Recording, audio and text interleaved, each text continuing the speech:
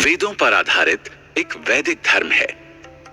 ये दुनिया का सबसे पुराना, सबसे गहरा धर्म है, जिसके अपने पवित्र नियम होने के साथ साथ डीप फिलॉसफी भी है। सनातन धर्म हमेशा से समय को लेकर फ्लेक्सिबल भी रहा है, इसलिए इसमें बहुत से अडॉप्शन भी देखने को मिलते हैं। लेकिन फिर भी सनातन धर्म, ये शब्द कई लोगों को बहुत भारी लगता है और इसे समझ पाना मुश्किल हो जाता है। हमारी कहानी में हम इसी खूबसूरत धर्म को समझने की कोशिश करेंगे। बात है ब्रिटिश काल की, जब भारत गुलामी के अंधेरे में जी रहा था। 1945 में एक लड़का जतिन शुक्ला इंग्लैंड से वकालत कर भारत वापस लौटा था। इंग्लैंड की चकाचौंध ने उसकी आंखों पर पट्टी बांध रखी थी। वैसे था तो वो ब्राह्मण परिवार का, पर पिछले 16 साल विदेश के रहन सहन ने उसके दिमाग से सब कुछ धुंधला सा कर दिया था। जब से वो भारत आया था, आसपास सनातन धर्म, परंपरा, वैदिक मंत्र, वैदिक रिचुअल्स को फॉलो होते देख रहा था। बचपन की यादें ताजा होने लगी थी। एक दिन सुबह सुबह गंगा किनारे काशी विश्वनाथ घाट से स्नान कर मंदिर की ओर जा रहे अपने दादा हरिशंकर शुक्ला को जतिन बहुत गौर से देख रहा था। उन्होंने मंदिर में पूजा की, फिर वापस घाट के किनारे एक बड़े से पेड़ के नीचे बैठ गए। दादाजी, आपको मालूम है कि हमारे धर्म को लेकर विदेश में बहुत सवाल उठाए जाते हैं। अब जिज्ञासा मेरे मन में भी जाग रही है कि आखिर हमारा धर्म इतना कठिन और उलझा हुआ क्यों है।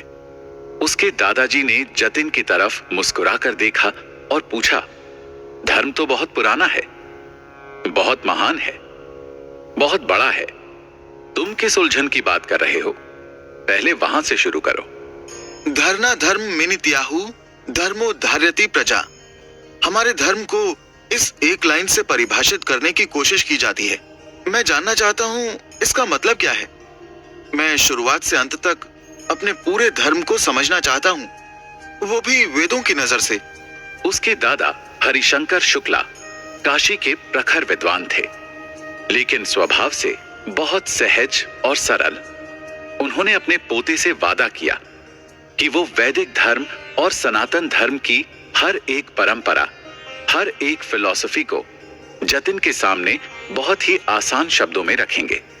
इतने आसान शब्दों में कि जतिन अगर लौटकर लंदन जाता है तो अपने दोस्तों को भी समझा सकेगा कि आखिर उसका धर्म इतना महान क्यों है और क्यों इस सदियों पुराने धर्म परंपरा को विदेश में भी लोग समझने और जानने की कोशिश करते हैं।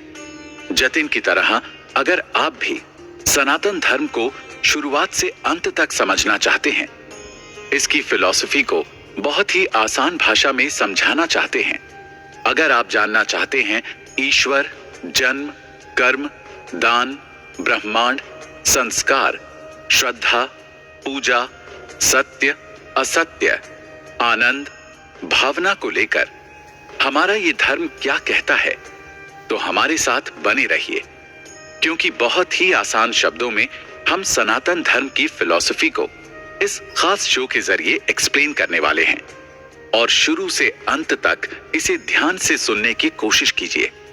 अपने धर्म को समझने की कोशिश कीजिए। उस धर्म को समझने की कोशिश कीजिए जो इस पूरी दुनिया का सबसे पुराना और सबसे खूबसूरत धर्म है।